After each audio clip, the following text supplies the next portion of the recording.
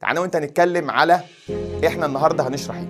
واحده واحده ركز معايا. نشرح يونت 1، نشرح يونت 2، نشرح يونت 6 ونشرح يونت 7. الحاجات دي لميناها مع بعض لان افكارها مترابطه، نضغطهم مع بعض نحل عليهم كتير ونرتب فكرنا. طيب يونت 1 نبدا. اول فكره عندنا في يونت 1.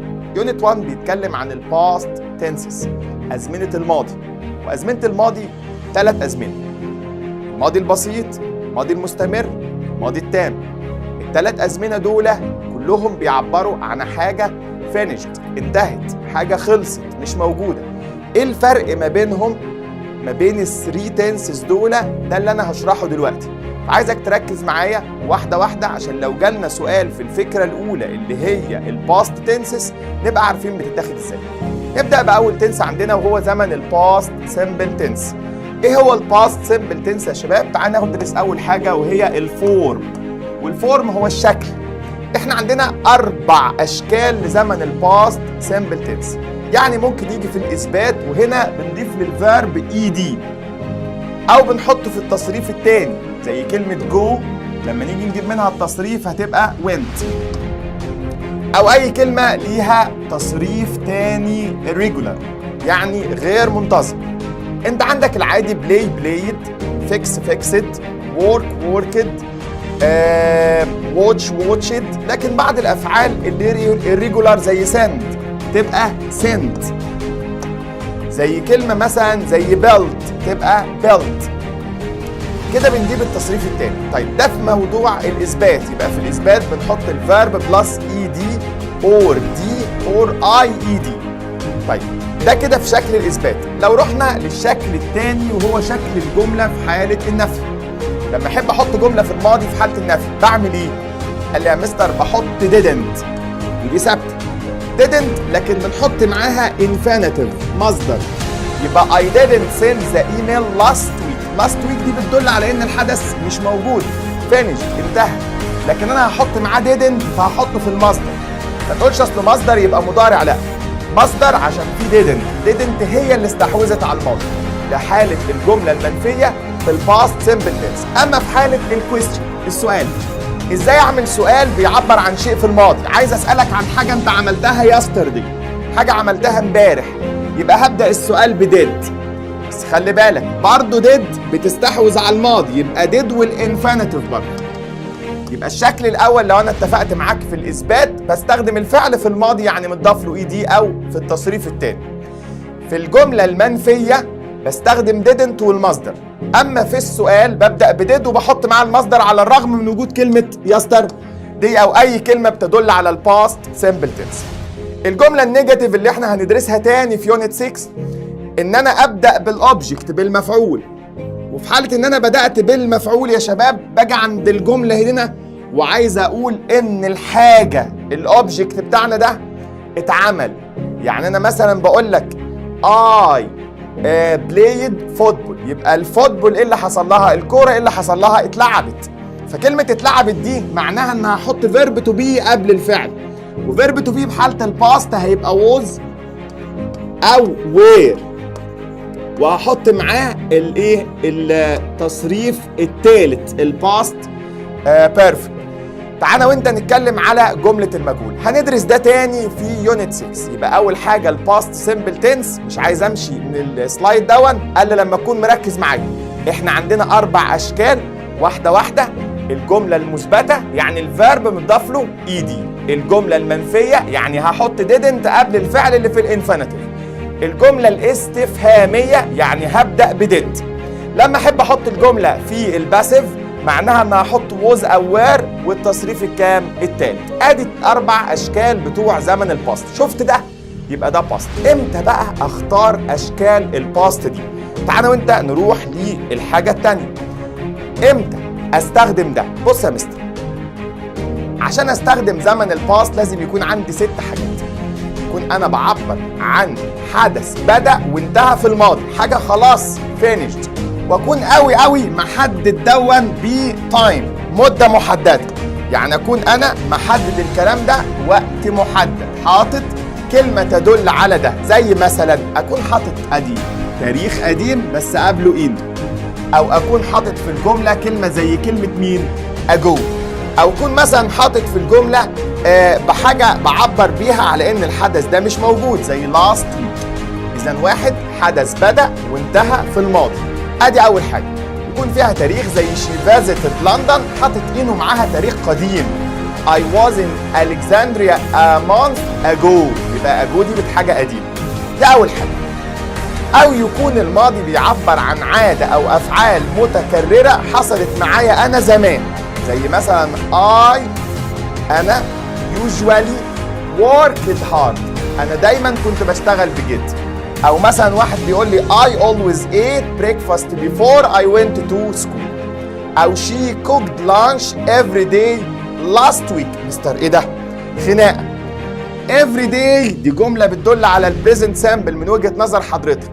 طب ولاست ويك دي جمله بتدل على الباست سامبل بتاع النهارده. مين يكسب؟ انا عندي مضارع وعندي ماضي، دايما هعرف ان الماضي يكسب. حاجه انا بقول ان هي ماضي خلاص تبقى ماضي. طب افري داي ما هي كل يوم كانت في الماضي، يبقى هنا عاده في الماضي. يعبر الماضي البسيط عن حدث وقع مباشر بعد اخر في الماضي. عندي حدثين حصلوا، واحد فيهم دايما انا بوضح ان انا مثلا استخدمت كلمه when. لو بصينا انا وانت كده when he had an idea، لما كان عنده فكره he wrote a short story، كتب قصه. يبقى انا هنا عندي الموضوع بتكلم عن الماضي في حاجه انتهت. طب تعال نشوف امتى الماضي تاني. قال لي يا مستر الماضي بيعبر عن بعض الحاجات الحقيقيه اللي حاصله ما اقدرش اسلم بيها. انا بتكلم عن نجيب محفوظ، هو عايش معانا نجيب محفوظ. لما اجي اتكلم اقول ان هو رايت ولا روت؟ كتب خلاص لانه مات. يبقى التحدث عن الموتى، التحدث عن حاجه مش موجوده لازم يبقى صيغه الماضي. انا بتكلم عن كريستوفر كولومبوس ديسكفرد، هو خلاص اكتشف امريكا. يبقى اي حاجه ماضي بحط فيها صيغه الماضي، حاجه مش موجوده. طب لما اجي احكي حكايه قديمه، انا بكلمك عن حاجه حصلت زمان at last finally، بتكلم once upon a day، حاجه كان يا مكان، يبقى بعدها على طول ماضي. يبقى الماضي بتكلم عن حاجات قديمه. كل دي حاجات بتخليني اعبر عن الماضي. اخر حاجه لما اكون بوصف حدث استمر لفتره في الماضي ولكن غير موجود الان. يعني انا بقول ان انا في فتره زمنيه زمان من 7 سنين ممكن اكون انا ليفد ان طوكيو، عشت في المكان ده، يبقى دي حاجه حصلت زمان. برضو خلي عند حضرتك قاعده ثابته بتقول لو قابلت yesterday ago last in the past once upon a time one day in from وراها تاريخ محدد وتو يعني from وتو تواريخ محدده. when I was لما اكون بحكي لك عن حاجه قديمه how long ago على بعضها، او when ومعاها for. لو قابلت الحاجات دي هنسمي دي كلمات دالة على الزمن بتاع الماضي، بس انت بقيت عارف من المينينج، انت بقيت عارف بالمعنى. المعنى حاجة انتهت مش موجودة، حد ميت، قصة هحكيها، ده الباست سيمبل، ده الاساس بتاعنا يا شباب، الماضي البسيط. يبقى الماضي البسيط بيتكلم عن الفكرة الاولى اللي انا وضحتها لحضرتك. هنقول ان ده الزمن الاول، الفكرة الاولى يعني ايه باست سيمبل ادينا عارفها بكم شكل، 4 اشكال. تعال ندرس الزمن الثاني هو الباست كونتينوس او زمن الماضي المستمر. مستمر ازاي وهو ماضي؟ لا ركز معايا، هو حدث استمر في الماضي يعني كان بيحصل زي الباست سيمبل من شويه ده، بس دخل عليه ان اكشن انذر اكشن، حدث اخر. الاثنين حصلوا في سيم تايم، في وقت محدد، الاثنين في وقت محدد، واحد فيهم هيقطع الثاني او ممكن الاثنين يستمروا في وقت ايه؟ واحد. هي دي لعبه حضرتك الفكريه، لو قدرت تحدد هم قطعوا بعض ولا استمروا هتعرف تحل الجمله. تعالى وانت نبص على الفكره الثانيه في الجزئيه دي. ايه هي الفكره الثانيه؟ زمن الماضي المستمر. زمن الماضي المستمر اشهر حاجه فيه ان هو بيبقوا 2 اكشنز، يعني كم حدث يا شباب؟ حدثين. وانت لازم تفهم كويس كده، انا بحكي لك على ان while I was cooking the dinner somebody phoned me، وانا بطبخ الاكل حد اتصل بيا في التليفون، حد اتصل وانا قاعد بطبخ، يبقى الاكل ده اتقطع. هنا الحدث ده قطع الاولاني، حدث قطع التاني، فيبقى انا عندي حاجه اخد بالي منها كده. بص يا شباب، ده حدث استمر وده حدث قاطع. طب لما تحصل موضوع مستمر وقاطع دي اعمل ايه؟ واحد فيهم هحط له was او were والفيرب بلس ING، والتاني هيبقى الفيرب بلس اي دي، يبقى ماضي مستمر ماضي بسيط. هنا دي هسميها قاعدة مين؟ وايل. يبقى وايل كلمة بمعنى بينما بيجي معاها تو اكشنز، حدثين، واحد فيهم مستمر والتاني قاطع. اسلوب ان انا احفظ ان حدث وحدث وماضي مستمر ماضي بسيط ده خلص. لازم تبقى فاهم ممكن يلعبك فكريا، لان هو عنده تشوز ذا كوريكت انسر، فهو عايز افكار جديده. ايه الافكار الجديده؟ انه يجيب لي حدثين استمروا ان ذا سيم تايم، في وقت واحد، حدثين مستمرين. ازاي يعني؟ يعني انا بقول لحضرتك تعال بص هنا، بيقول لي برضه وايل اللي انا لسه دارسها اهو. طب مالها وايل؟ وايل ماي ماذر ووز ميكينج ذا دينر، ماما كانت قاعده بتجهز العشاء. انا بقى، طب ده فاعل اخر، فاعل تاني. ركز، لما يكون في فاعل اول وفاعل تاني ابدا اركز في الجمله كويس. ليه؟ ممكن يكون الحدثين دول ما قطعوش بعض. امي تجهز العشاء وانا I was looking after my baby sister، انا كنت باخد بالي من ابن اختي. يبقى انا قطعت الحدث الاولاني، انا عطلت حد عن حد؟ ما عطلتش حاجه عن حد. يبقى خلي بال حضرتك اهو مستر، انت مش مركز معايا. واحده واحده. انا هنا بتكلم عن قاعده وايل او جاست از او از، اللي هي لها فكرتين. الفكره الاولى ماضي مستمر ماضي بسيط، الفكره الثانيه ما يكسر القاعده دي، يجيب لي تو اكشنز، حدثين في وقت واحد بس الاثنين مستمرين، مفيش حاجه قطعت الثانيه، فيبقى الاول مستمر والثاني مستمر. اتفقنا كده؟ طيب تعالى وانت برضو نوضح حاجه. بعد زمن الماضي المستمر ده ما درسناه، قال لي في بعض الحاجات كده، الحركات خاصه بالزمن ده. ايه هي؟ انا عندي كلمه اسمها during. طب واشمعنى انا بدرس during هنا دلوقتي؟ قال لي اقول لك، ما هي during دي معناها بينما، يعني تعتبر بتساوي قاعده مين؟ وايل اللي فاتت، بس هي مش بتساوي قاعدتها، بتساوي المعنى بس. اما القاعده بتاعتها بيجي بعدها ناون، يعني during the lesson، مفيش full sentence، مش جمله كامله. during the lesson، اثناء الدرس حصل ايه؟ the teacher asked me to do an exercise. هنا المدرس طلب مني حاجه، وخلي بالك ان دي ماضي بسيط، لان احنا كان هنا المفروض في ماضي مستمر مع وايل، واحنا حاسفين وايل وحاطين بدلها مين؟ ها؟ during. فهنا حذفنا الماضي المستمر وحطينا ناون اسم، ده كده مع مين؟ مع during. اما لو استخدمت كلمه on معناها عندما، بيجي وراها فيرب مضاف له يا شباب، ها؟ ing. يبقى بعد on فيرب مضاف له ing، ده بنسميه ماضي بسيط. يبقى on seeing him she got puzzled. دي كده الفكره الثانيه في زمن الماضي المستمر. تعالى وانت نطلع شويه كده وناخد الفكره الثالثه في يونت 1 اللي احنا فيه ده. ثالث فكره زمن الماضي التام، وعايزك تركز عليه جدا جدا جدا، لانه جاي بنسبه 99% في الامتحان. هتركز ولا ايه؟ ماشي، فوق كده معايا. هناخد الفكره دي وبعد كده هناخد نفسنا ونحل شويه اسئله على الثلاث افكار، وبعد كده نريح شويه. زمن الماضي التام، ايه هو الباست بيرفكت؟ تعالى اقول لحضرتك ان الماضي التام ده بيعبر عن ايه؟ قال لي حدث تم. طب ما الباست سيمبل كان حدث تم، قال لا بس ده حدث تم قديما، يعني اقدم شويه من الباست سيمبل. زائد ان هنا انا بحتاج لاحداث كتير عشان اوضح ان ده الحدث الكام؟ الاول، القديم. طب عشان اقول ان هو الحدث الاول في الجمله هعمل ايه؟ قال لي هحط له هاد، يبقى هقول after I had completed the exam. ضفت هنا على كلمه completed اللي انا درستها، ودي كانت بتعبر عن الماضي البسيط اهو. قال لي لا، حطينا لها كلمه هاد، فبقى اسمها ماضي بسيط ولا ماضي تام؟ تام، لان فيها كلمه مين يا شباب؟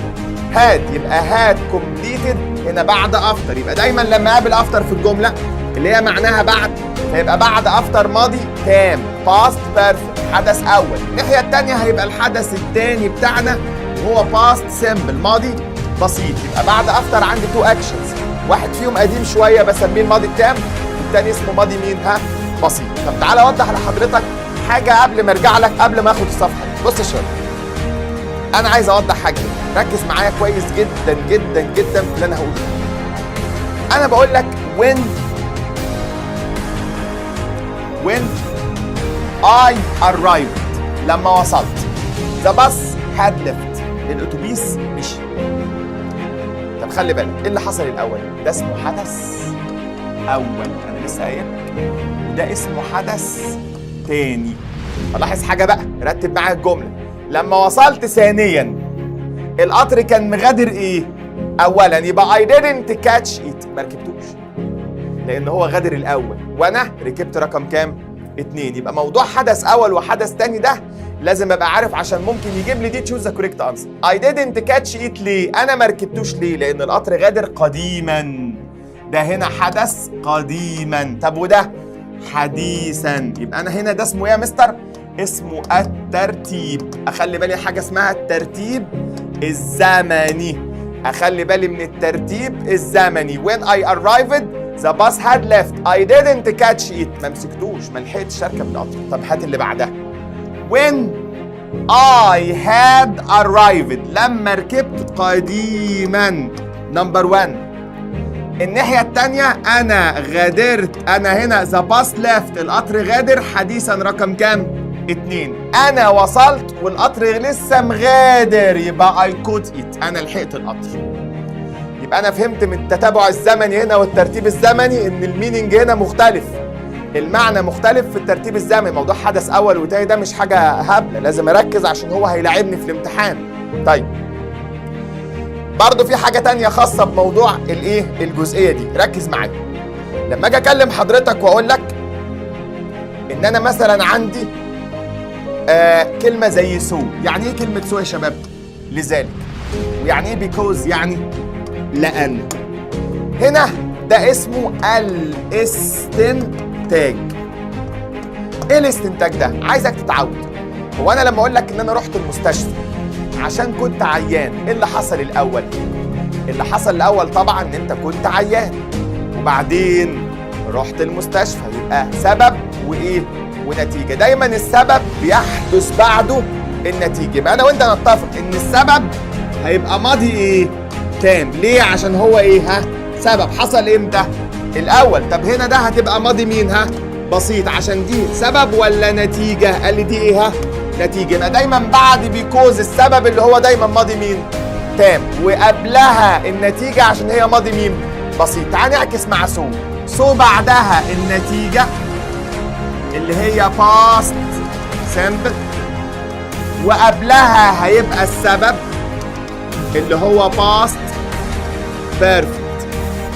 يبقى نتفق انا وانت، انا عندي حاجة اسمها سو وعندي حاجة اسمها بيكوز، بيقوم عليها قاعدة اسمها الاستنتاج بعد بيكوز ماضي تام عشان ده السبب ودي النتيجة. ماشي. اسمح لي ارجع انا وانت تاني بقى للفكرة القديمة. دي الفكرة القديمة اللي احنا درسناها زمان اللي هي قايمة على الحفظ. ان انا عندي قاعدة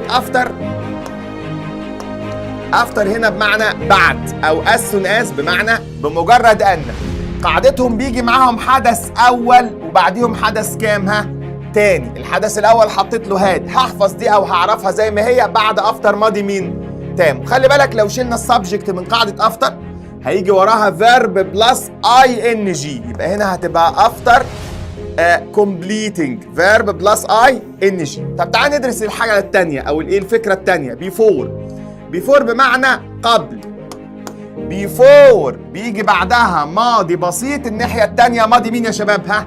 تام. يبقى بعد بيفور ماضي بسيط ماضي تام. بتساوي بيفور في نفس الفكرة باي ذا تايم، ماضي بسيط ماضي تام.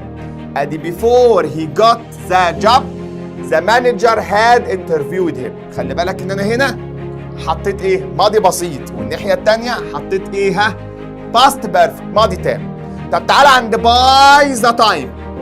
بتساوي مين يا مستر باي ذا تايم؟ بتساوي ايه؟ بتساوي بيفور.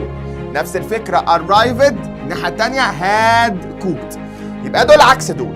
الفكرة الأولى هي قاعدة أفتر ماضي تام ماضي بسيط، مش سامعك ماضي تام ماضي بسيط، يبقى هما وراها جملتين، واحدة ماضي تام التانية ماضي بسيط. باست بيرفكت في هاد وتصريف تالت، والناحية التانية ماضي بسيط. أما بيفور وباي ذا تايم ماضي بسيط ماضي مين؟ تام. أنا وأنت نقول بقى إن لو شلنا الفاعل من أفتر أو من بيفور هيجي وراهم الفيرب متضاف له اي ان جي. بعد افتر بيفور فيرب بلس اي ان جي. تمام. رجع واحده واحده كده، خليك معايا. احنا عندنا قاعده بتقول ايه؟ بصوا يا شباب، الفكرة العامة إن أفتر بيجي وراها جملتين، بيفور بيجي وراها جملتين، هنا في فاعل وهنا في فاعل. أما لو رحنا كلمة having ما بيجيش معاها إلا verb في التصريف الثالث. يعني having دي كلمة لها قاعدة خاصة، بعدها يأتي past participle. تصريف كام يا شباب؟ يبقى having finished writing the security type. ماشي، يبقى بعد having تصريف ثالث، مش جملة كاملة. تصريف كام يا شباب؟ ثالث. طب هات واحدة كمان، till وuntil، جت غريبة شوية. بعدها بيجي ماضي تام. طب ايه الغريب اللي بتاعها؟ قال لي بيجي قبلها ماضي بسيط منفي. فانا هنا لما اقول لحضرتك ادي until علي didn't vote until they had showed their cards، يبقى خلي بالك ان till وانتل بيجوا في وسط الجمله بعدها ماضي تام قبلها ماضي بسيط منفي اللي هو didn't. واحده واحده بقى، اتفقنا انا وانت على قاعده بيكوز وقلنا بعد بيكوز ماضي تام قبلها ماضي مين؟ بسيط. ليه؟ عشان ده اسمه ايه يا مستر؟ استنتاج. ده سبب ودي نتيجه، سبب ونتيجه. تمام. طب تعالى انا وانت بقى نفتكر واحده واحده كده. خلاص عرفنا في الماضي التام ادي شويه رولز مهم. في بس فكره اخيره في الماضي التام متوقع مجيها بشده، هام جدا جدا. ايه هو ده؟ قاعده نو سونر وهاردلي وسكيرسلي. هناخد الثلاثه دول بس. مالهم؟ قال لهم حاله غريبه، دايما بعدهم تيجي الجمله اللي بتاعه الماضي التام في حاله الكويستشن، يعني يجي معاها هاد وايه والفاعل وراها تصريف كام؟ ثالث. ولو استخدمنا هاد والفاعل وتصريف ثالث بستخدم مع نو سونر كلمه زان. مع الناحيه الثانيه باست سيمبل، ماضي مين؟ بسيط. طب لو استخدمت هاردلي وسكارسلي هستخدم برضو هاد. مستر لا اعكس، اقول اي هاد. قال لي لا لا لا مش هقول اي وهاد، امال اقول ايه؟ هقول هاد اي. يبقى نو سونر هاد اي اهو. مع نو سونر هستخدم هاد اي، هاد اي وباست بيرف الناحيه الثانيه زاد. مع هاردلي وسكيرسلي بحط وين في وسط الجمله وبربط الناحيه الثانيه باست سيب. ركز معايا في اللي جايه دي. طب افرض الراجل حب ان هو يخدعك ويقول لك انا هستخدم حاله خاصه جدا، عايز استخدم نو سونر مش في اول الجمله. خلاص يا عم، نبدا الاول بالسبجكت الفاعل، بعدها هنحط هاد، بعدها هنحط نو سونر، في الوسط برضه هنحط كلمه مين يا شباب؟ ها؟ زان. يبقى فاعل وهاد ونو سونر، او نو سونر وهاد وايه؟ وفاعل. يبقى انا عندي اتنين، نو سونر هاد وفاعل، او فاعل وهاد ومين؟ ها؟ ونو سونر. ده الماضي التام. تعالى وانت كده خدنا خلاص الجزئيه دي وعرفنا يعني ايه استنتاج. انا وانت نراجع على اللي احنا قلنا لك واحده واحده. ركز بقى معايا واحده واحده عشان انا هسالك. ها؟ نعمل مراجعه سريعه. احنا خدنا ايه في يونت اهو. انا هبدا انا وانت كاننا قاعدين لوحدنا كده اهو وبنراجع. احنا خدنا يونت كام؟ ها؟ 1. ايه هو يونت 1؟ بيتكلم عن الباست تنسس، ازمنه مين؟ ها؟ الماضي. درسنا حاجه اسمها الباست سيمبل. ايه هو الباست سيمبل؟ قلنا 4 اشكال. ركز معايا انا براجع لك اهو. ايه هم ال4 اشكال؟ انا بقول لك I worked hard، يبقى الفعل هنا الفيرب بلس ed. ادي كده الشكل الاول. طب I didn't work، يبقى شلنا الاي دي. طيب لما احب اعمل سؤال هبدا بمين؟ بديد. did you work hard؟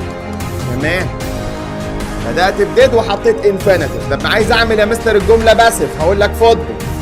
الكوره مالها؟ was played، اللي حصل لها؟ ها؟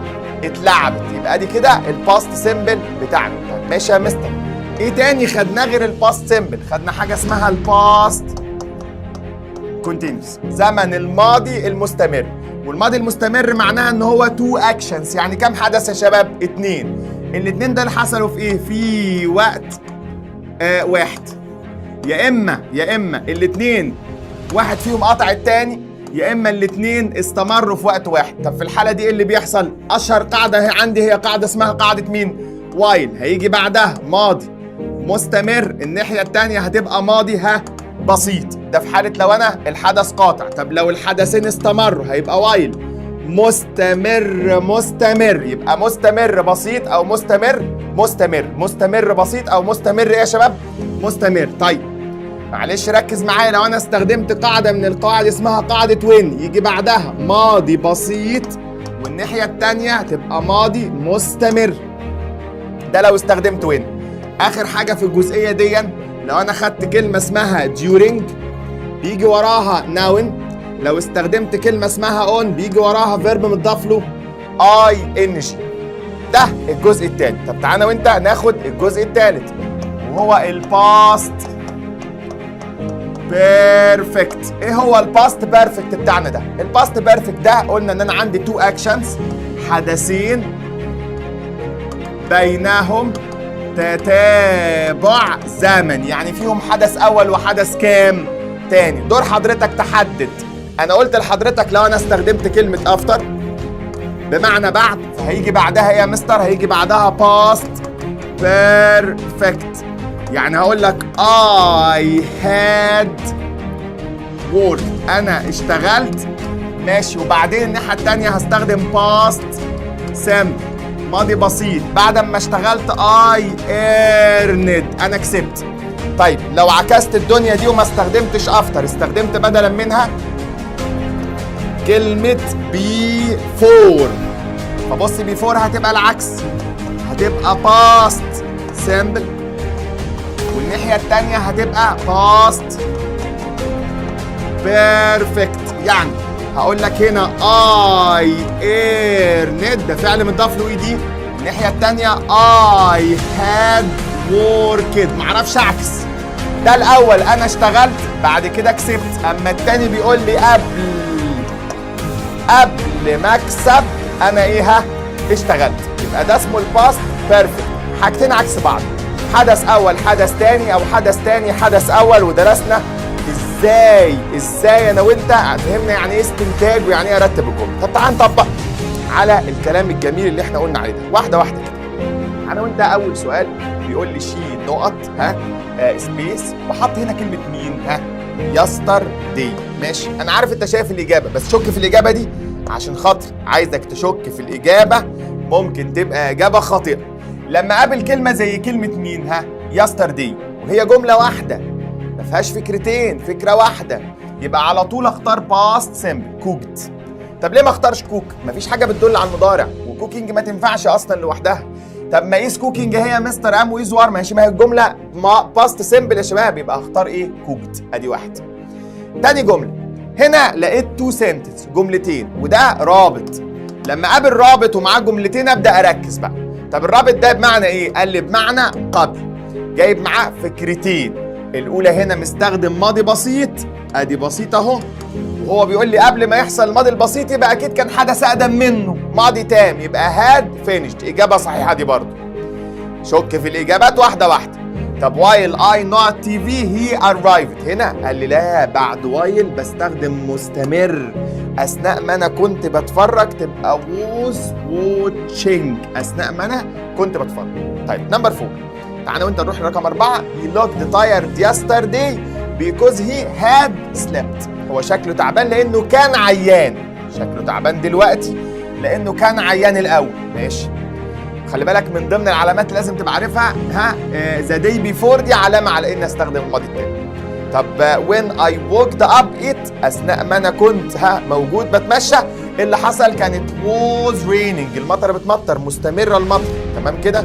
طبعا دربكت المشي بتاعي. اوكي طب تعالى وانت نطلع نبص على اخر اسئله عندنا هنا. هنا نبص على الكي ماستر بتاعنا او الماستر كي اللي موجود في الجمله دي. بص كده يا مستر واحده واحده كده. انا عندي كلمه مين بيفور. طب بيفور بمعنى قبل، يبقى قبل هيجي بعدها بسيط، والناحيه الثانيه هيجي بعدها مين تام. برافو عليك. يبقى هنا هقول له ايه؟ هاد نوت. يبقى انا فاكر قاعده بيفور بسيط وتام. طب ندرس برضو هنا ايه هو يا مستر القاعده بتاعتي؟ وين. لا ثواني بقى، وين دي يا مستر غريبه، ليها قواعد كتير قوي، وين ليها مجموعه من القواعد. لما اكون بوصف مع قاعده وين هستخدم بسيط بس. طب لما اكون في حدثين بينهم قاطع يبقى هستخدم معاها قاطع بقى بسيط ومستمر. طب لما يكون الحدثين واحد فيهم قبل التاني يبقى تام بسيط أو بسيط تام. يبقى أنا عندي هنا لو وصف بسيط، طب لو قاطع بسيط وتام مستمر، طب لو حدث أول وحدث تاني يبقى تام بسيط أو بسيط تام. طب تعال نشوف هنا دينا بيقول لي إن سبيس ذا تيست هي امتحنت خلصت لما الأستاذ told them to stop، لما قال لهم يقفوا. يبقى المستر قال لهم يقفوا وهي اصلا كانت ايه؟ خلصت الاول، يبقى ده حدث قديم، يبقى هاخد hadn't finished. ماضي ايه؟ مفيش حدثين قطعوا بعض، مفيش قطع هنا. لو كان في قاطع كان بسيط مستمر. طيب تعال نبص انا وانت على قاعده until كلمه بمعنى حتى الان، بيجي بعدها ماضي تام وقبلها ماضي بسيط منفي اهو didn't stop. تمام. طب انا عندي هنا before تاني بسيط تام، يبقى had always walked. اوكي. طب تعالى بص هنا الجمله فيها ان وتاريخ قديم، يبقى ماضي بسيط. ممتاز جدا، انت فايق معايا. طب تعالى وانت نبص على كده ال10 جمل اللي انا خلصت بيهم الفكره الاولى. يبقى انا وانت خلصنا الفكره الاولى يونت 1 هي الباست تنسز كلها. خدنا الباست سيمبل، باست كونتينوس، باست بيرفكت، ماضي تام، ماضي بسيط، ماضي مستمر. هرست الحكايه دي. عايزك بقى تقعد في الكتاب وتحللي ال100 سؤال اللي على الجزئيه دي. خلي بالك هينزل بعد الفيديو بتاعنا ده فيديو تاني اسمه فيديو الحل، حلين 100 سؤال على الجزئيه دي هرسناها تيجي في الامتحان، يبقى احنا مطمنين ومخلصين الفكره الكام الاولى. تعالى وانت نروح للفكره الثانيه وهو يونت 2 او الفكره اللي هي بتشرح زمن البريزنت بيرفكت تنس. جاهز؟ يلا بينا.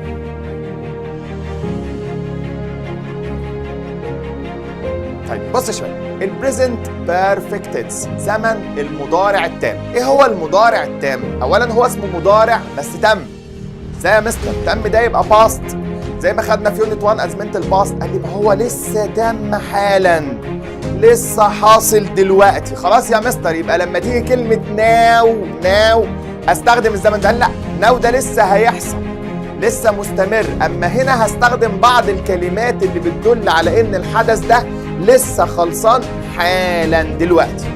انا لو دخل عليا حد واحنا قاعدين بنتكلم وبيقول لي اوه مستر I lost my car، الحقني انا فقدت العربية بتاعتي. قال لي هنا lost معناها ان الحدث ده ايه؟ انت قلت في يونت 1 حدث in the past، يعني في الايه؟ في الماضي. يعني انت جاي تحكي لي عن عربيتك اللي انت فقدتها في الماضي وتصوت دلوقتي، مفيش حاجه اسمها كده.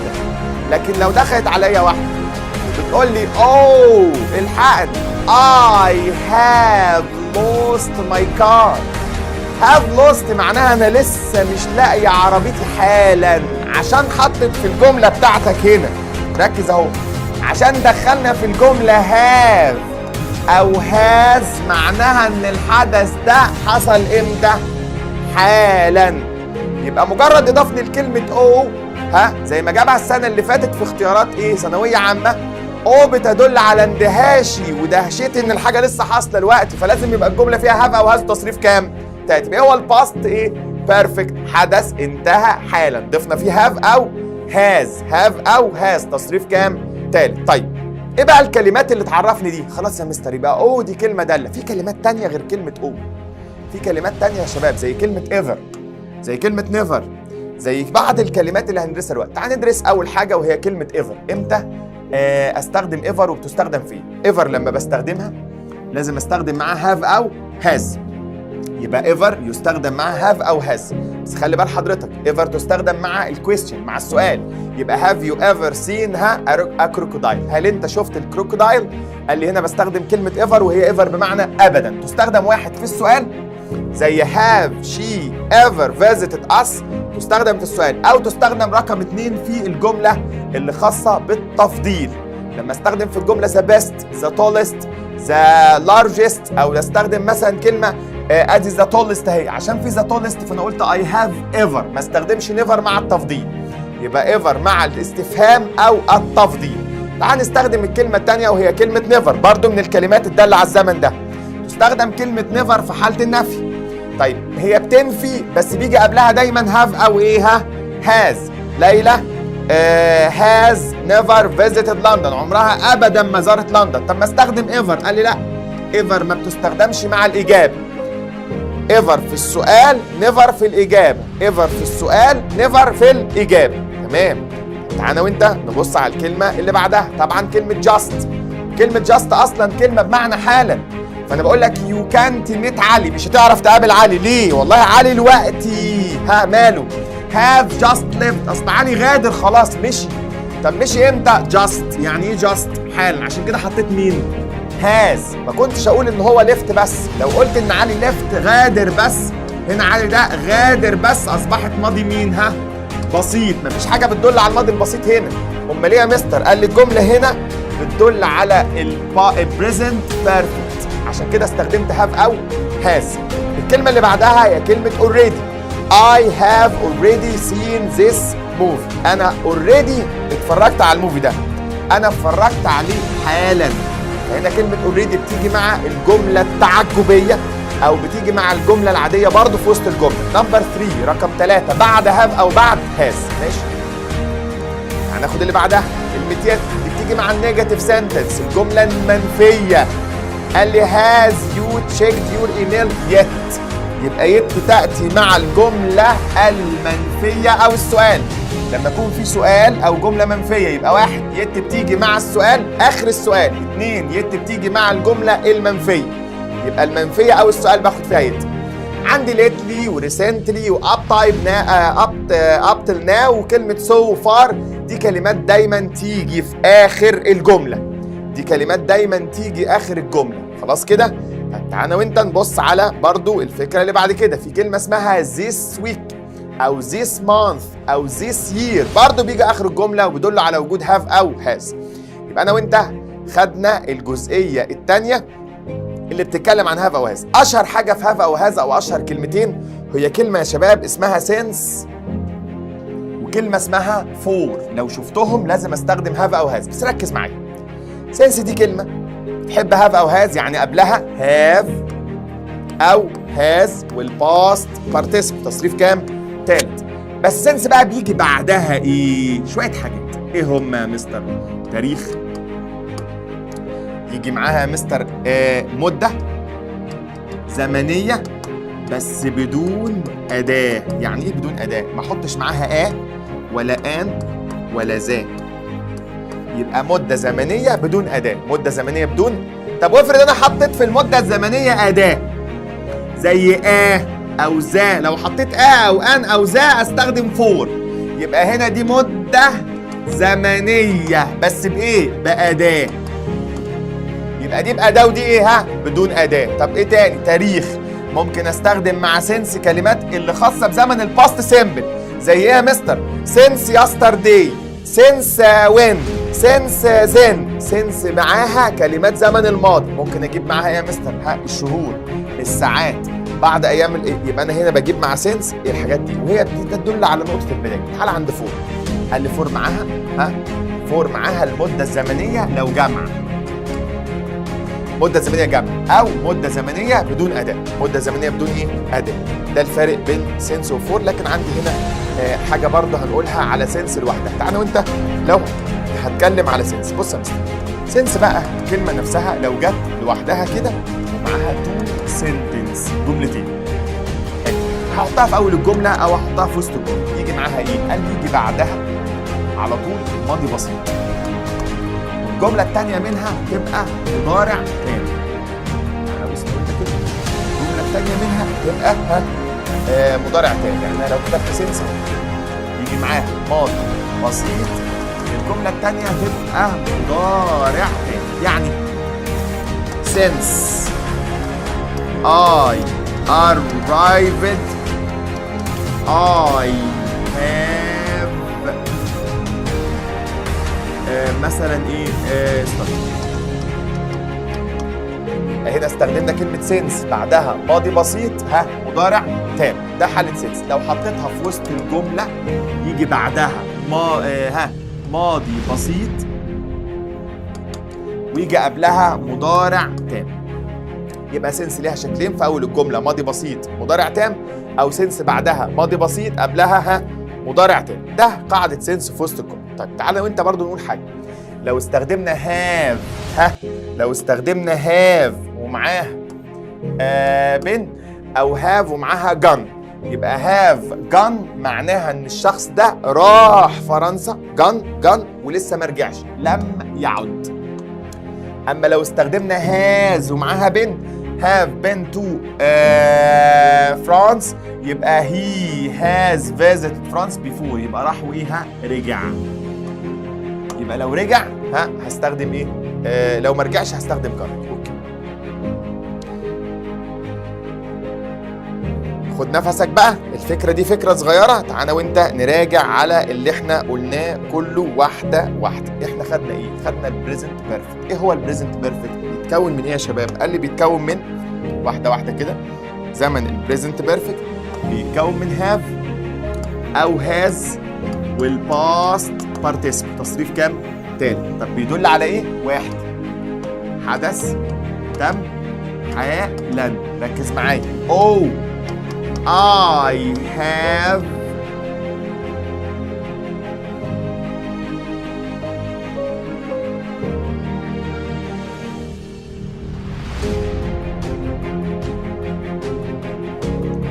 أنا بقول لك I have lost my car.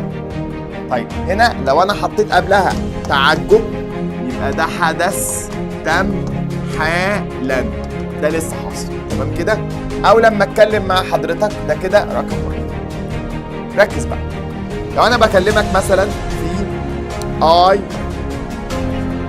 can't come، انا مش هعرف اجي. ليه؟ اصل I have worked، انا اشتغلت. فهمت انت من كلامي ان شغلي ده لسه خلصان امتى؟ حالا. عشان كده انا رفضت ان انا اجي معاك. ماشي، يبقى واحد حدث فجأة، اتنين حاجة أنا مرتب لها ولسه بتحصل إمتى؟ حالا. طيب يبقى البريزنت بيرفكت محتاج منك تركيز في المعنى بتاعه، أو يكون كلمة زي كلمة جاست، أو كلمة زي كلمة اوريدي، أو كلمة زي كلمة نيفر، أو كلمة زي كلمة يت، أو كلمة زي كلمة ريسنتلي، أو كلمة زي كلمة ليتلي. اي كلمه من الكلمات الداله اللي احنا درسناها اللي خاصه بالجزئيه دي، ده الايه؟ البريزنت بيرفكت. طب تعال نحل انا وانت على البريزنت بيرفكت اللي احنا اتكلمنا عليه. اول جمله هيلب، تعجب اهو يا مستر، انا هنا في تعجب اهو. هيلب ساعدني. اي نقط، انا فقدت الحاجه بتاعتي، يبقى لسه فاقدها حالا لاني بنادي الوقت، الحقوني. طيب هنا حاطط كلمه مين دي؟ سينس. ما دام حاطط سينس يبقى هستخدم هاف او هاز. طيب هنا حاطط كلمة مين دي؟ this year، يبقى هستخدم have أو has وتصريف ثالث. هنا بقول لك I can't phone my parents دلوقتي، أنا مش عارف أكلمهم دلوقتي، ده مضارع. والاستنتاج بتاع حضرتك إن ده حدث قريب، هو استنتاج أهو يا مستر زي اللي أنا خدته في ال past perfect. استنتاج. قال لي بس استنتاج قايم على إيه؟ على مضارع مش على ماضي. مش أنا بقول لك أنا رحت المستشفى عشان كنت عيان، ده في الماضي. هنا الاستنتاج قايم على رفض دلوقتي. انا رافض دلوقتي لان I have lost my phone، انا عندي مشكله حصلت دلوقتي، استنتاج دلوقتي بسبب كذا، سبب ونتيجه بس دلوقتي. طيب هنا استخدمنا يت عشان اخر الجمله المنفيه. تمام. طب هنا يا مستر ايه اللي حاصل؟ قال لي هنا الجمله دي فيها ايه؟ many years، دي مده جمع، فاستخدمت معاها مين؟ for.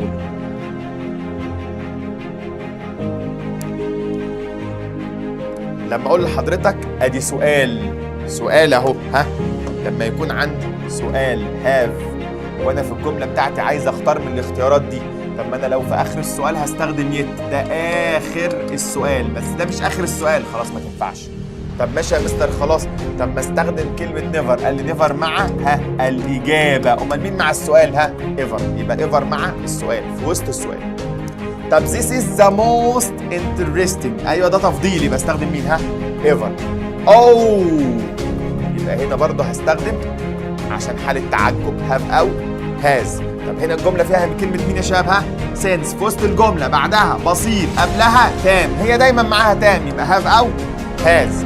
طب سهى hasn't contacted me since، ادي سينس صح، بعد سينس past simple ماضي بسيط يبقى left.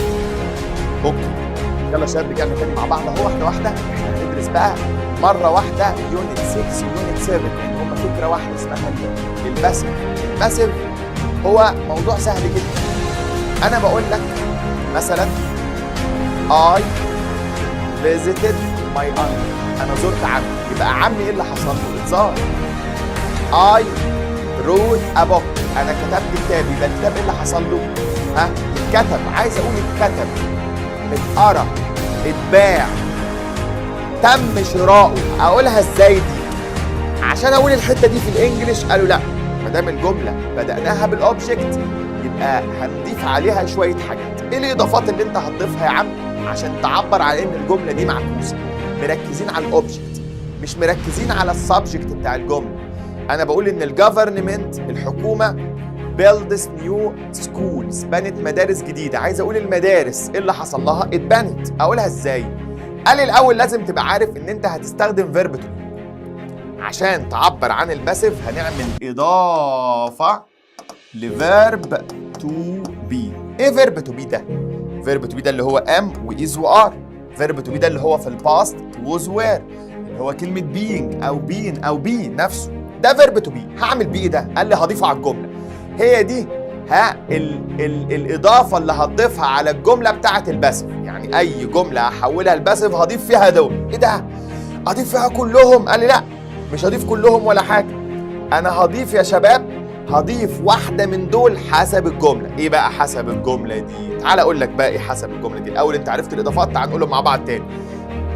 فيرب تو بي، ام وايز وار، ووز اوير، بينج وبين وبي. دي الاضافات اللي انا هضيفها على الجمله اللي انا حولتها من اكتف لمين؟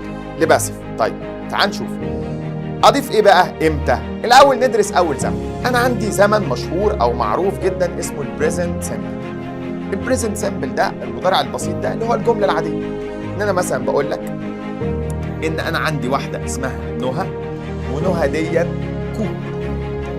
فبعمل ايه في المضارع؟ بضيف للفعل اس، كوكس. دايما نهى بتطبخ اور بريكفاست، الايه؟ الفطار بتاعنا. هنا الجمله اللي انا كتبتها دي دي جمله اكتف، لان احنا عارفين ان طبخ الاكل مين؟ نهى. فنهى هنا فاعل. انا بقى مش عايزها اكتف، امال هعمل ايه؟ قال لي انا هعمل ايه يا شباب كده؟ انا هحولها وابدا هنا بالفاعل بتاع الجمله، بالمفعول. انا هبدا بالمفعول اللي هو الاوبجكت ده. اور بريكفاست، الاكل بتاعنا ايه اللي حصل له؟ قال لي يا مستر الاكل بتاعنا اتطبخ، اتعمل عن طريق نهى. مش مهم اعرف، بس انا عايز اقول ان هو اتطبخ. اقوله ازاي؟ قال لي واحده واحده بقى. الاول قول لي هي الجمله دي الاكل ده اتعمل النهارده ولا امبارح؟ اتعمل النهارده. ايش عرفك؟ عشان فيها كلمه مين؟ افري داي. يبقى واحد خلي بالك من الجمله، حدد. حدد. تعالى وانت كده لازم تعمل لي ايه؟ احدد. بص، حدد زمن الجمله. اعدده ازاي يا مستر؟ اللي فيها always ويوجوالي ورارلي وافري وسيلدم، الكلمات دي بتدل على ان الجمله مضارع بسيط. ما دام هي مضارع بسيط يبقى انا هطبق قاعده المضارع البسيط اللي تبدا بالمفعول وهي مضارع بسيط. هستخدم اما واذا وار واحط الفعل بتاعها في الباست بارتيسيبل، ده الباسيف. يبقى اللي تبدا بالمفعول هستخدم معاها اما واذا او ار وتصريف كام؟ تالت. طب وايه اللي خلاني استخدم ام واذ وار؟ اشمعنى يعني ام واذ وار دول؟ قال لي ما هو ده الباسيف بتاع فيرب تو بي، ده الاضافه بتاعتي. طب وليه خدت التصريف الثالث؟ عشان الجمله باسيف دايما تصريف ثالث. يبقى واحد، لما احول جمله المضارع البسيط اللي فيها افري داي من اكتف لباسيف هحط ام وايز وار وفعل في تصريف كام؟ ثالث. طب وايه اللي عرفنا مضارع بسيط؟ الكلمات الداله. طب وايه اللي عرفنا باسيف؟ بادئه بالمفعول، فحطيت لها ام وايز وايه؟ وار. اوكي. طب لو هي يا مستر مش مضارع بسيط، ماضي بسيط، يعني الجمله مش فيها يوجوالي ولا ريرلي ولا اي كلمه من الكلام، فيها لاست، فيها اجو، فيها ان، فيها وين، فيها وانس، فيها يسترداي. لو فيها الكلمات دي ماضي طب هي بادئه بالمفعول، اعمل ايه؟ قال لي احط لها ووز او وير، يبقى واحد اضيف لها ووز او وير، اتنين احط تصريف كام؟ تالت. يبقى ركز معايا، لما تبقى الجمله باسيف سنتنس، جمله متحوله من اكتف لايه؟ لباسيف. يعني ايه باسيف؟ يعني بادئه بالمفعول، يبقى خلي بالك هعمل ايه؟ قال لي ام وايز وار وتصريف تالت، او ووز او وير وتصريف كام؟ تالت. يبقى لو هي الجمله باسيف ام ويز وار وتصريف تالت، او ووز او وير وتصريف كام؟ تالت. اوكي. طب انا هنا درست اول زمنين. طيب تعالى وانت نروح للفكره الثانيه في الباسيف سنتنس. ايه الفكره الثانيه يا شباب؟ بص يا دكتور، احنا خدنا زمنين ورا، البريزنت سيمبل والبريزنت والباست سيمبل. اما هنا هناخد البريزنت كونتينوس والباست كونتينوس. ماشي. ايه اللي يتضاف الاول؟ انا وانت متفقين ان الفعل الجمله هتبدا بالايه؟ ها؟ المفعول. عايز احدد بقى، لو فيها ناو او ات ذا مومنت او واتش اوت يبقى دي جمله مضارع مستمر. حلو. هعملها ازاي في الباسيف؟ هحط لها ام وايز وار، ما هي فيها اصلا ام وايز وار، هحط لها كلمه مين؟ ها؟ بينج. يبقى فرقت عن المضارع البسيط اللي فيها كلمه مين دي؟ بينج. يبقى واحد ام وايز وار، اثنين بينج، ثلاثه ها باست ايه؟ بيبي. يبقى انا عندي الجمله فيها ام ويز وار وبينج وتصريف كام؟ ثالث. زي ماي كار از بينج ريبيرد، يبقى الجمله واضحه. ماشي يا مستر. يبقى في البريزنت كونتينوس المضارع المستمر هقول ام ويز وار وفيرب مضاف له اي ان جي، لا هحط معاها كلمه مين؟ ها؟ بينج. طب ناخد لو باست، اعرف ازاي ان انا في الباست لسه درس مع وايل واز وجاست از وديورينج وين والكلمات اللي احنا لسه واخدينها، هحط ووز او وير. طب وهحط عليها كلمه بينج واحط تصريف كام؟ تاني. يبقى لو قابلت الكلمات دي هاخد التركيبه دي ووز او وير وبينج وتصريف كام؟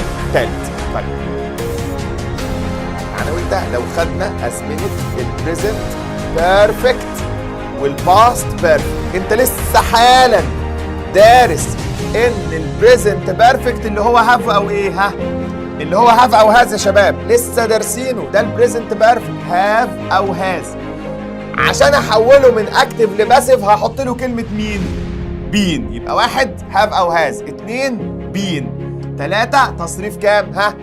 تالت. طب خلي بالك، ادي سنس او فور او جاست او يت او اوريدي او ليتلي او ريسنتلي. لو لقينا الكلمات دي في الجمله هحط هاف او هاز وبين، هاف او هاز وبين وتصريف كام؟ تالت. زي هنا اهو، ها؟ ذا بيل هاز بين بيد. اوكي. طيب لو هي باست بيرفكت، لو انا بتكلم عن زمن الماضي التام هستخدم هاد ومعاها كلمه بين ومعاها تصريف كام؟ تالت. لو لقيت افتر او بيفور او تيل وانتل ووين واز سون از، لو لقيت الكلمات ديا هعرف ان انا في الباست بيرفكت. طب ماشي يا مستر، باست بيرفكت هات بس وتصريف تالت. قال لا، ما ده في الباسيف، يبقى احط عليه كلمه مين؟ ها؟ بين. ماشي يا مستر. يبقى انت كده خدت الثلاث اشكال للازمنه. ركز معايا في اللي جايه دي. في بس بعض الكلمات في اللغه الانجليزيه، بعض الكلمات يا شباب، بعض الكلمات زي كلمه say، كلمه think، كلمه believe، مجموعه من الكلمات قال لي لما اجي احولها من اكتف لباسيف ما بطبقش عليها اللي انا خدته دلوقتي. قال ليه بقى؟ لان هي اصلا بتبقى محتمله في الجمله هنا، ده بيجي معاها اوبجكت مفعول. حلو. وبيبقى معاها مفعول تاني، يعني مفعول اول ومفعول كام يا شباب؟ ها؟ تاني. فبنسميها افعال لها مفعولين. الافعال لها مفعولين دي لما باجي احولها بقى لها طريقتين في التحويل، بدل طريقه واحده بقى لها طريقتين. الطريقه الاولى بتاعتها ان انا هبدا بإيت، تعويضا عن مين؟ تعويضا عن المفعول اللي انا بتكلم عليه، إيت. حلو. وبعد ما احط ايت يا مستر، هي الجمله مثلا people say that، الناس بتقول ان، كلمه بتقول دي كلمه believe دي تمام، كلمه thank دي تمام. لو لقيت الكلمات دي يبقى انا هبدا بمين في الباسيف؟ بايت. طب وبعدين يا مستر هستخدم باسيف عادي، يعني احط بعدها is او was او has been، is او was او has been، واحطهم هم في تصريف كام؟ تالت. يبقى said او believed او thought، ده ماضي say said، believe believed، think thought. يبقى بحول الجملة من active ليه؟ لباسف. هنا كان البيبول بيقولوا، هنا it is او was او has been، يقال، هنا يقال، هنا يعتقد او يؤمن. تمام، يبقى انا حولت الجمله من اكتف لمين؟ ها، لباسف، بس على شرط لو استخدمت ايت يبقى لازم تحط معاها الجمله الثانيه كامله، المفعول الثاني ينزل زي ما هو، احط ذات وباقي الجمله. يبقى لو استخدمت ايت هحط معاها مين؟ ها، ذات. لو استخدمت ايت هحط معاها مين؟ ذات. ايت وذات، ايت وذات. تمام، انا استخدمت الجمله واضحه. ماشي يا مستر، ادي كده اول جزئيه في الحته دي. طيب انا وانت بقى لو حبيت احولها بالطريقه الثانيه، ركز معايا، يعني مش هتحط ايت، امال هحط ايه؟ هحط المفعول. لو حطيت المفعول هستخدم معاه تو، يعني لو هي او شي هستخدم برضو ووز، او هستخدم از، او هستخدم هاز بين، وهحط ايه؟ ها، تو. يبقى از او ووز او هاز بين، وهحط معاه مين؟ ها، تو. ماشي يا مستر، دي كده الطريقه الثانيه. بص يا مستر، الباسف موضوع عايز تركيز، ولسه فيه شويه نقاط رئيسيه. الاول ناخد الفي اي بي نوتس بتاعت الباسف، بس وانا هاخدهم هراجع على الباسف كله واحده واحده كده، ركز معايا.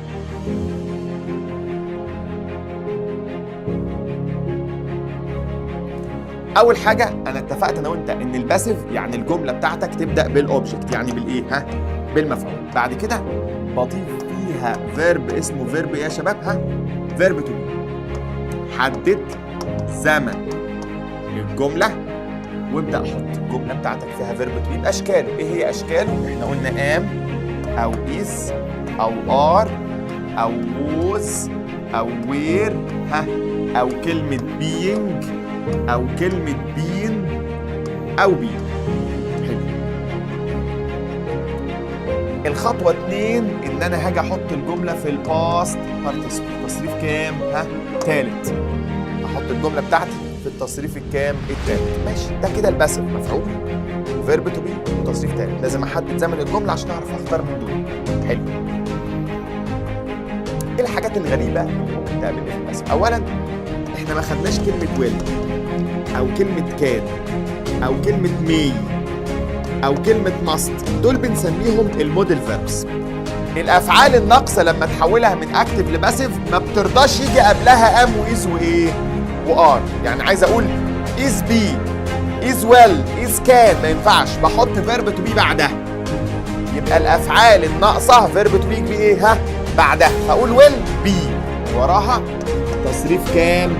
تالت. ليه يا عم عملنا كده؟ ما انا كنت مثلا لو هحط كلمة study هقول is studied، اتذاكرت، was studied، عادي. قال لي لا، ويل ما قبلتش، اتحط بعدها فيرب تو بي. الفيرب تو بي هيجي قبلها؟ لا، امال الفيرب تو بي هيجي ايه؟ ها، بعدها. يبقى ويل وكان ومي وكل الافعال الناقصة فيرب تو بي بيجي ايه؟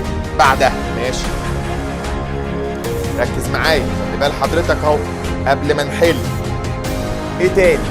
كلمة want، كلمة want أو كلمة expect، الكلمات دي أصلا دايما بيجي معاها تو. طيب عايز أحولها لباسف، لما أجي أحولها لباسف إيه اللي يحصل؟ قال لي هيبقى اسمها want to be. ليه يا مستر؟ ما أقول is wanted، is expected. قال لي لا، هيبقى اسمها want to be أو ها، أو إيه يا شباب؟ أو expect to be. يبقى الافعال دي تحويلها في الباسف ده اكتف want to، باسف want to be، expect to تبقى ها expect to be. يبقى طريقه تحويل الافعال دي مختلفه شويه. اوكي، ايه تاني في الباسف يا مستر؟ لمسات الامتحان. فاكر انا وانت قاعده افتر اللي احنا خدناه، اللي هي بتقول ان بعد افتر بيجي ماضي تم. ماشي، يعني انا بقول لك after I had finished. ماشي، عايز احولها لباسف، يعني I had finished the novel، بعد ما انا خلصت النوفل. عايز احول الجمله لباسف، يبقى هتبقى the novel had been finished. كده اكتف وايه؟ ها، وباسف بعد افتر. قال لي بس افتر كان ليها قاعده تانية اسمها ان بعد افتر بيجي جمله من غير فاعل، فبحط الفيرب مضاف له ايه؟ ها، اي ان جي. لو الجمله دي حولتها انا لو حولت الجملة دي لباسيف هقول لك افتر يجي بعدها being، وبعد being هحط تصريف كام يا شباب؟ تالت. يبقى تاني، افتر في الاكتف بحط معاها ماضي تام، افتر في الباسيف بحط ماضي تام مع كلمة مين؟ بين. افتر في الاكتف يجي وراها فيرب متضاف له اي ان جي، افتر في الباسيف بنحط معاها being وتصريف كام؟ تالت. تمام، ده بالنسبة لقاعدة افتر. ركز معاها تاني اهو. طيب نفس الفكرة تعالى وانت نبص على قاعدة having. لو تفتكر انا قلت لك ان having دي بيجي وراها تصريف كام؟ تالت. ده في الاكتف. يعني انا لو قلت لك having eaten دي كده قاعدة having العادية. اما لو انا حبيت احط الجملة باسيف هيبقى having been ووراها تصريف تالت يبقى eaten. يبقى having been eaten ده كده اكتف وده كده ايه يا شباب؟ ها؟ باسيف. ركز معايا. انت عرفت الباسيف، عرفت الجمل بتاعته. قواعد الباسيف قلنا ان الباسيف ده عباره عن مجموعه من افكار تحويل الجمله للباسيف، يعني بركز على الجمله. طب تعالى وانت حل الجمل وتودينا لافكار ثانيه. بص يا باشا، اول جمله ده اصعب نوع جمل اللي فيه الرابط. زي didn't leave the restaurant، هو ما غادرش المطعم، لكن هنا حط لي كلمه until. بمعنى ايه until؟ حتى الان. طيب حتى الان هنا المفروض ان كان بيجي بعدها ماضي تام. ماضي تام، بس انا لاحظ حاجه، هو بدأ بالفعل ولا بالمفعول؟ بالمفعول. فانا عايز الماضي التام يبقى في الباسيف. في الباسيف يبقى اسمه ايه؟ ها؟ had been paid. اوكي، يبقى الجمله هختار سي. ليه؟ عشان الجمله هنا فيها تل وانتل، علامه من علامات زمن الماضي التام. لما جات لي ماضي تام، لما جاب لي ماضي تام عرفت بتيجي ازاي. هات اللي بعدها، دي قاعده مين يا مستر؟ قاعده وايل. جاي وراها ايه؟ جاي وراها فيرب متضاف له اي ان جي. طيب بص كده، while the old man، اثناء ما الراجل كان الراجل مش خبط، كان بيتخبط. يبقى الراجل فعل ولا مفعول؟ مفعول يا شباب. يبقى هنا هستخدم ماضي بسيط بس باسيف مجهول. ماضي بسيط مجهول يبقى هاخد ايه؟ ها؟ بي. was aware وتصريف كام؟ تالت. طب هنا في كلمة recently، أيوه دي بتاعة المضارع التام. طب لما أنا ألاقي كلمة recently في الجملة المفروض آخد have أو has وتصريف كام؟ تالت. طب دي جملة باسيف يبقى آخد have أو has وبين. اللي بعدها، لو أنا وأنت بصينا هنا على الجملة فيها كلمة إيه؟ last week. last week يبقى ماضي بسيط. طب ماضي بسيط اهو، يبقى اخد ايه يا مستر؟ هاخد الفعل بلس اي دي او تصريف تاني. طب ماشي، ما الجمله باسيف يبقى اخد وز اوير وتصريف تالت. طب هنا فيها ايه؟ فيها بيفور، وبيفور بيجي معاها ايه؟ ماضي بسيط ماضي تام. طب ماضي تام يبقى هاخد خلاص ماضي تام هاد وتصريف تالت. ثواني بس، بادئ بالمفعول. بادئ بالمفعول يا شباب. لما يبدا بالمفعول تبقى باسيف يبقى اخد هاد بين وتصريف كام؟ تالت. طيب ركز معايا، هنا الجملة فيها مين؟ ها أسيبك أنت تقول لي إيه هو الماستر كي بتاع الجملة دي؟ أنا وأنت نبص كده، هنا في كلمة إيه؟ before he went to bed، قبل ما ينام على السرير. وعايزك تصحصح كده معايا، خلاص الامتحانات قربت. قبل بيجي معاها ماضي بسيط، ماضي مين؟ ها؟ تام. طب ماضي تام يبقى ايه؟ يبقى hadn't been made. اوكي. نمبر 7 هنا فيها ايه؟ ادي وقت قديم يبقى was aware وتصريف كام؟ تالت. ممتاز. الناس اللي بتحل معايا ممتازه وفايقه. طب ركز معايا، هنا مستخدمنا قاعده مين دي؟ ها؟ when. ادي ماضي بسيط بعدها المفروض استخدم ايه يا شباب؟ ها؟ ماضي بسيط. استخدم الناحيه الثانيه يا اما ماضي بسيط يا اما مستمر يا اما تام حسب الجمله بتاعتي. طب الحدثين هنا تعال نشوف ايه اللي حصل. الجمله بتاعتي هنا بيقول لي when we went into hotel، لما دخلنا الحجره السراير كانت معموله متنسقه متظبطه. حلو جدا. الحدثين ما قطعوش بعض، مفيش اي حاجه، في ماضي بسيط ماضي بسيط. يبقى اختار مين؟ يبقى اختار was aware وتصريف كام يا شباب؟ ها؟ تالت. يبقى هنا هتبقى were made. طيب when we arrived at the theater the actors مالهم؟ ها؟ were being photographed. ركز بقى معايا في الجمله الجايه دي. الجمله هنا بيقول لي ايه؟ الجمله اللي فاتت دي احنا قلنا لما we arrived، لما وصلنا الممثلين كانوا بيصوروا. قديم، حدث قديم، حصل ايه؟ حصل تقاطع ما بين الاثنين، ده حدث وحدث الاثنين احنا وصلنا وهم بيصوروا، يبقى هستخدم was aware ومعاها كلمه being. اللي بعدها this المكتبه بتاعتنا دي I think it has been read. هنا الناس بتقرا، اعتقد ان هي الكتب بتتقرا فيها. تمام.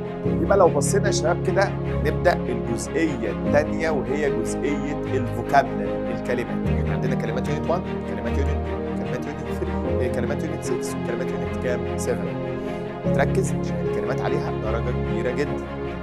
طب ايه الكلمات المهمه اللي انا لازم ابص عليها حتى بس استرجعها معاك يا مستر؟ عايزك تركز معايا كده في الكلمات الرئيسيه في يونت 1. بيتكلم عن راجل رايتر كاتب اسمه يحيى حقي، والراجل الرايتر بتاعنا ده كان ليه فكر، ليه شويه افكار. تعال نركز مع بعض.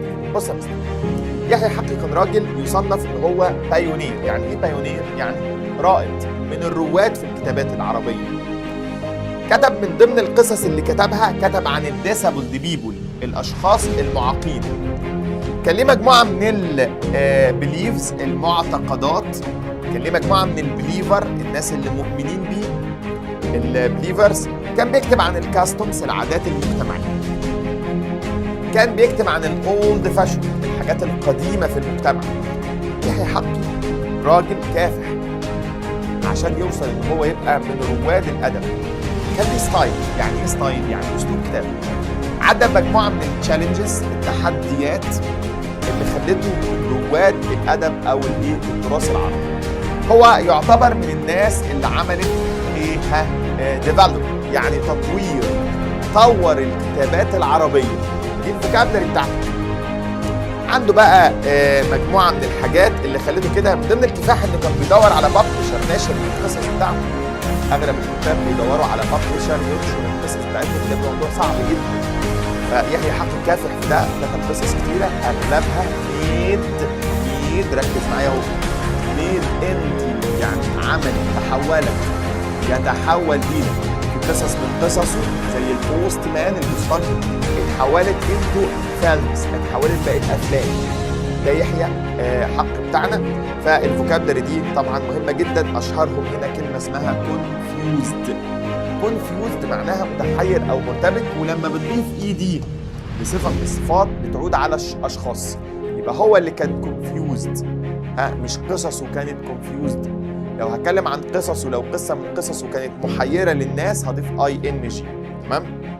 طيب لو انا وانت رحنا للفوكابلري بتاعه يونت 1 اللي هي الجانبيه، من ضمن الافعال الرئيسيه في يونت 1 كلمه ميك وكلمه دو. ولازم ابقى عارف ان ميك ليها مجموعه من الحاجات الرئيسيه اللي بتيجي معاها، زي ميك ميستيك يعني بيعمل غلط، ميك فريندز يعني بيعمل اصدقاء، بيصنع اصدقاء، زي ميك ديسيشن يعني بيتخذ قرارات، زي ميك اتشيفمنتس يعني عنده انجازات، زي ميك ا بروميس يعني بيوعد. تمام؟ ميك اب مايند يعني بيشكل فكر، زي ميك ا نويز يعني بيعمل ضوضاء. فانا عايزك تركز، دي الحاجات الرئيسيه اللي بتيجي مع ميك. اما دو، في كلمات تانية بتيجي مع دو زي دو فيفور يعني بيقوم بعمل معروف، دو ا فيفور، زي دو اكاونتس يعني بيعمل حسابات، زي نيجي عند كلمه دو ا جوب يعني بيقوم بوظيفه معينه، دو ا بروجكت يعني بيعمل بحث.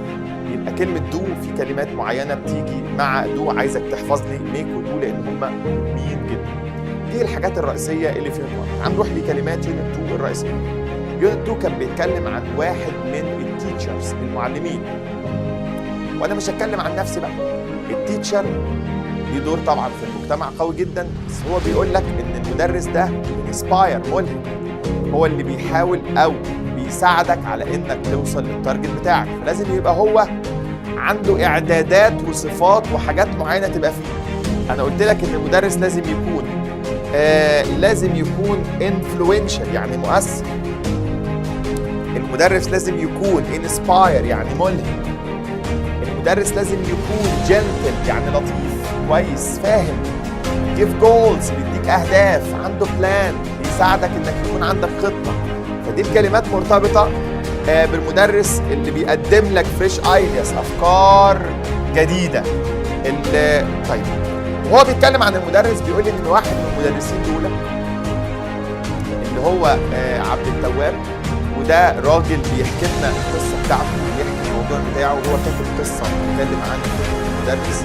فبيقول ان في شويه حاجات واجهته صعوبات، فهو عامل جمعيه او مكان بيعبر عن المدرسين وعن فكر المدرس ده. فيبقى اول كلمه عندك كلمه جمعيه، اسوسيشن، وبدا يكلمك عن المجموعه من الكلمات الخاصه بالجزئيه دي. طيب تعالى وانت نروح للفكره اللي بعدها، فوكابلري يونت 6. فوكابلري يونت 6 بداني بقى الموضوع تاني خالص في الكلمات. بيتكلم عن ايه بقى؟ بيتكلم عن السبيس، عن الفضاء. ففي طبعا كلمة جرافيتي يعني جاذبية، بيتكلم عن كلمة مثلا anniversary يعني ذكرى سنوية، بنتكلم عن كلمة زي side effects. كل الناس اللي طلعت الفضاء ورجعت رواد الفضاء قالوا لنا ان في side effects، آثار جانبية للصعود للفضاء، وده السبب اللي بيخلي رجال الأعمال الضخمين اللي معاهم فلوس ما بيطلعوش الفضاء. يعني لو هم انت اي حد بيحب يروح يعمل التوريزم السياحة بيروح كل أماكن، فبدأت شركات السياحة تدعو الناس للمروح للفضاء، فواجهوا السايد افكتس، الآثار الجانبية، إن الناس بترجع عندها دوخة، دوران، إحساسهم بإن في اختلاف. فطبعا كلمة سبين يعني يدور حول نفسه، بيجي منها كلمة سبيننج. يعني إيه سبيننج؟ يعني دوران.